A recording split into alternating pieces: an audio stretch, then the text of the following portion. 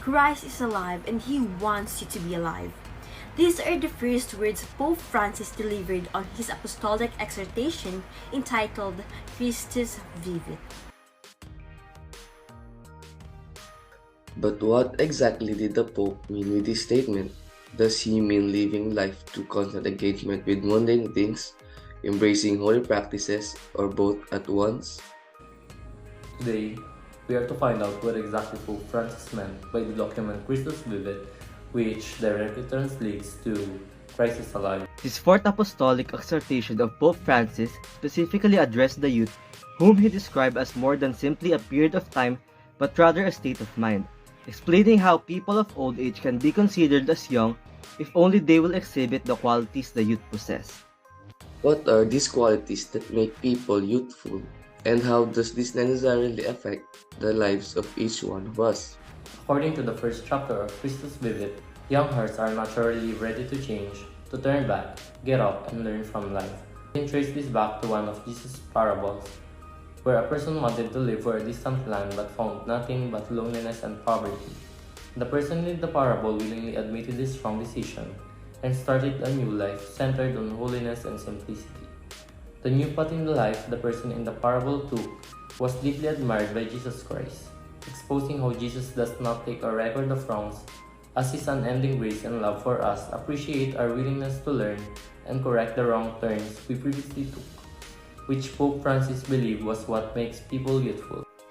As members of the Church, we should involve ourselves and act like the young followers that devoted their lives to Christ, participating in charities and spreading the Word of God. The Church also challenges us to pursue the justice for the common good and the love for the poor. At the same time, it shows us the beauty of service and generosity. The Church is also young because she is attentive to the signs of the times. For example, a church encased in the past will constantly point out the risks and potential errors in issues like gender equality. However, a progressive church can look back on history to support claims of the abused and discriminated. This renewal of church aims for the greater accomplishments with the youth. Knowing Jesus is the first step in accepting the gospel and its teachings. Jesus, during his life on the earth, cared for the poor and he healed the sick.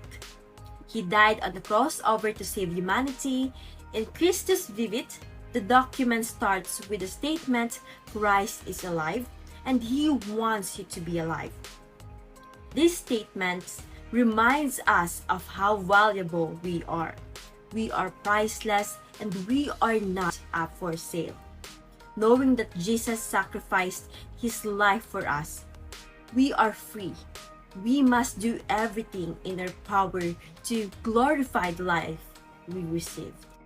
Pope Francis argues that if we want to renew the Church, we must proclaim the kerygma at every step of the catechetical process. The kerygma is a Greek word which means the proclamation of good news of Jesus' life, death, and resurrection. We cannot simply follow the Church's teachings without knowing who Jesus is. Pope Francis wants us to know Jesus and introduce Him to others. Without the kerygma, people will continue to flee the Church and forget her purpose at an alarming rate. In this remark, he approached his apostolic exhortation with genuine compassion to all young Christians, a document meant to remind us of his specific convictions anchored in our faith and to encourage us to grow in holiness and commitment to our individual calling.